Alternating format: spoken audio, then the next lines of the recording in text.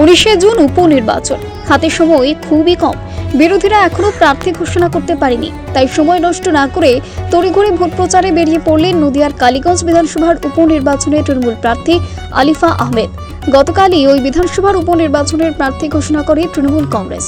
এরপরেই নিজের বিধানসভায় ফিরে এসে কর্মী সমর্থকদের সাথেই বৈঠক শুরু করেন তৃণমূল প্রার্থী আলিফা আহমেদ।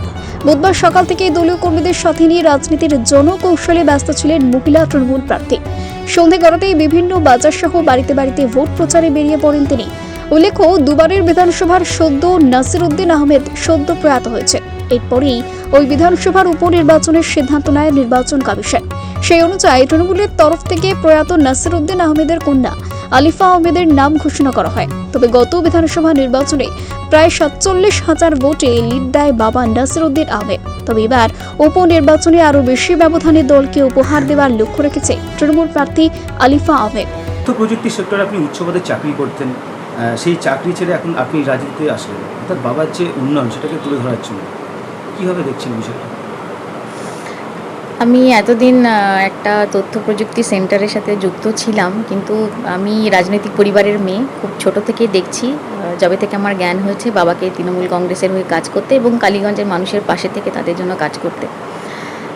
কোথাও না কোথাও বাবা সেই রক্ত আমার শরীরে বইছে। আমি রাজনীতি ভালোবাসি।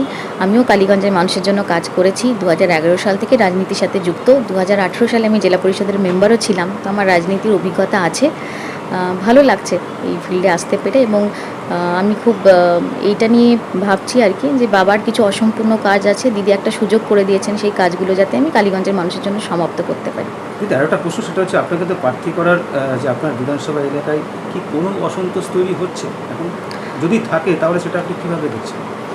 আমার প্রার্থী করা নিয়ে এটা মিডিয়ার হাইপ, কোনো রকম অসন্তোষ আমি অন্তত দেখতে পাচ্ছি না। কারণ আমাদের জেলা প্রেসিডেন্ট তিনি দাঁড়িয়ে থেকে মহুয়াদি এই ইলেকশন তিনি পরিচালনা করছেন। আমাদের যে ব্লক নেতৃত্ব আছে কালীগঞ্জের, খুব শক্তিশালী সংগঠন, তারা সবাই মিলে এই যুদ্ধে ঝাঁপিয়ে পড়েছে এবং আমরা একসাথে একটা পরিবারের মতোই এই নির্বাচনটা পুরো প্ল্যানিং করছি।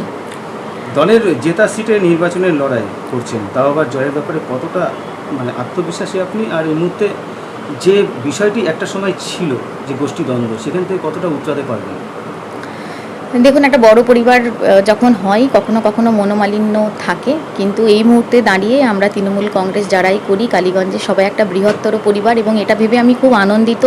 সমস্ত কর্মীরা আসছেন, যারা পদে আছেন, পোর্টফোলিও হোল্ডার, তারা সবাই নেমে পড়েছেন এই যুদ্ধে।